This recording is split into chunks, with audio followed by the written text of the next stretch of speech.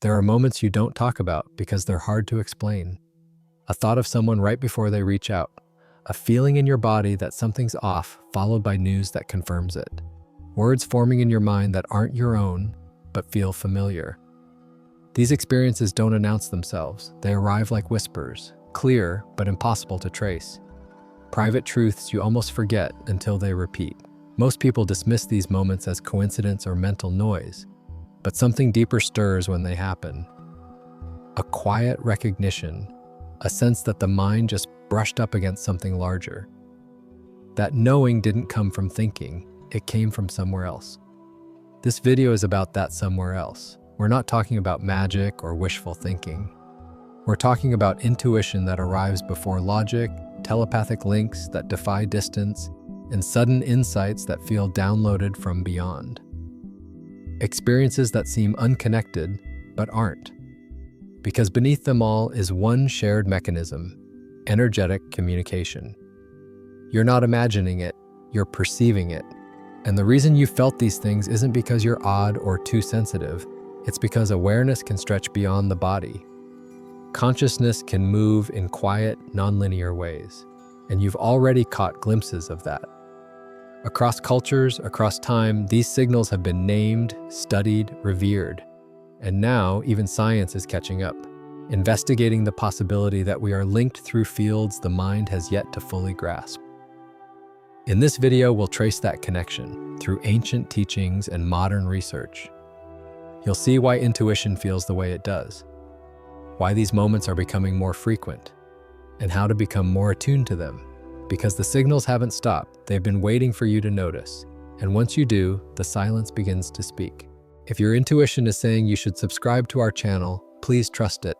Welcome to Beyond Reality, let's begin. Some information doesn't pass through language. It doesn't arrive through the eyes or ears. Instead, it's sensed, quietly, unmistakably, without effort. A presence in the mind that wasn't there a moment ago.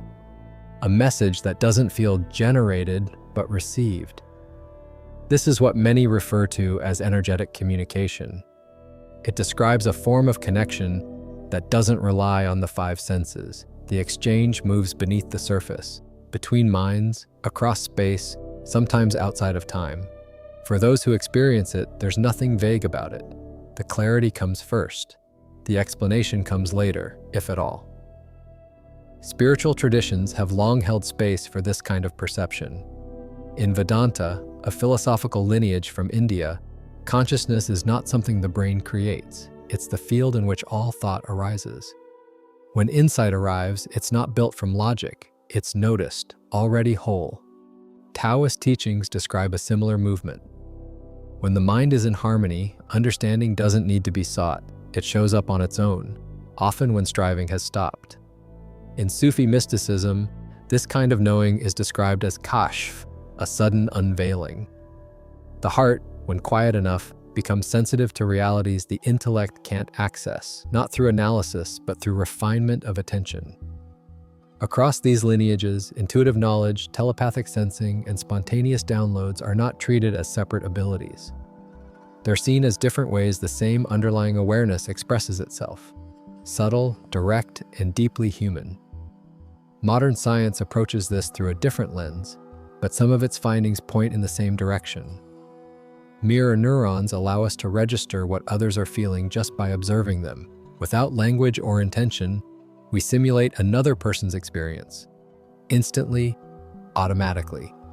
In predictive processing theory, the brain is seen as a forecasting system, constantly generating models of what's likely to happen based on subtle patterns. This makes intuitive hits less mysterious. They may be the result of high-speed recognition, faster than the conscious mind can explain. And while mainstream neuroscience doesn't yet address non-local awareness, fringe theories like morphic resonance suggest that information may exist beyond the individual mind. That knowledge might emerge through resonance with a collective field. These ideas remain controversial, but they echo what many indigenous and mystical traditions have always described. In this context, a spiritual download is simply clarity arriving all at once. It's not something constructed, it's revealed. And it often comes when inner noise recedes enough to make space.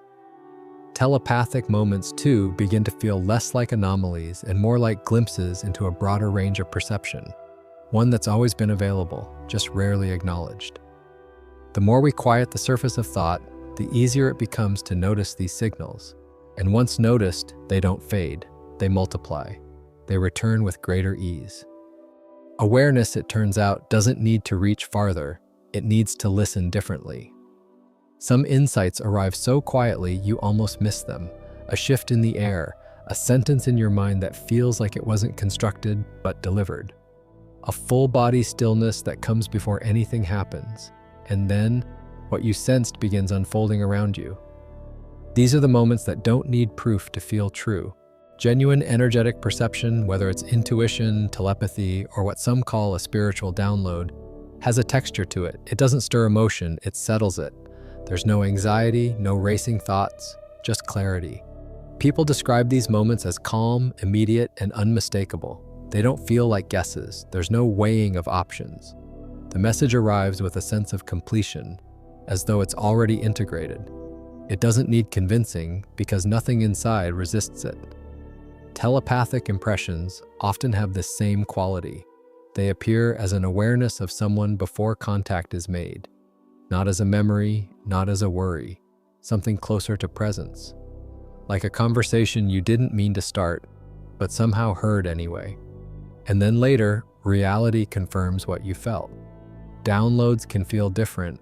They tend to arrive in clusters, a cascade of images, meanings, or symbols, clearer than thought, faster than explanation. Often during meditation, moments of surrender, or the in-between spaces of sleep and waking.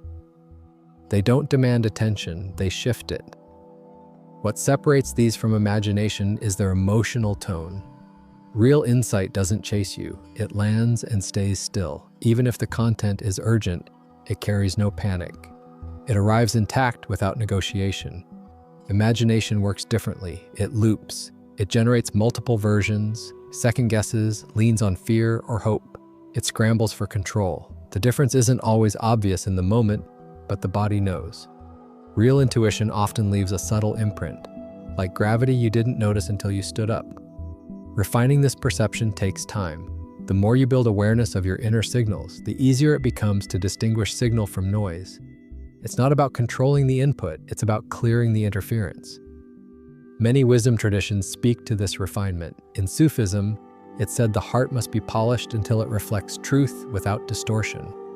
In Taoist practice, clarity emerges when striving ends. Stillness isn't a void, it's a receiver. Modern science hints at the same thing. In studies of high-performing professionals, pilots, paramedics, even chess players, split-second decisions are often made without conscious analysis. What they call instinct is actually rapid recognition of complex patterns the conscious mind can't track. The data was already there. Awareness simply moved faster than language. And just like that, what we've called intuitive begins to look less like a gift and more like a skill, one that sharpens when the mind stops trying to manufacture answers. As this awareness deepens, you start recognizing the shape of real perception. You notice when a thought is still echoing something external and when it rises untouched. And with enough attention, a new kind of listening begins. Not for meaning alone, but for the feeling that comes with it. The stillness behind it, the moment that tells you, this didn't come from thinking, it came from knowing. More people are feeling it, the timing of thoughts and events syncing more often. Sensations that seem to arrive before the moment does. Inner signals growing louder, harder to brush off. What once felt subtle is becoming undeniable. This isn't just personal, it's collective. The rise in intuitive and telepathic experiences isn't a mystery, it's a response.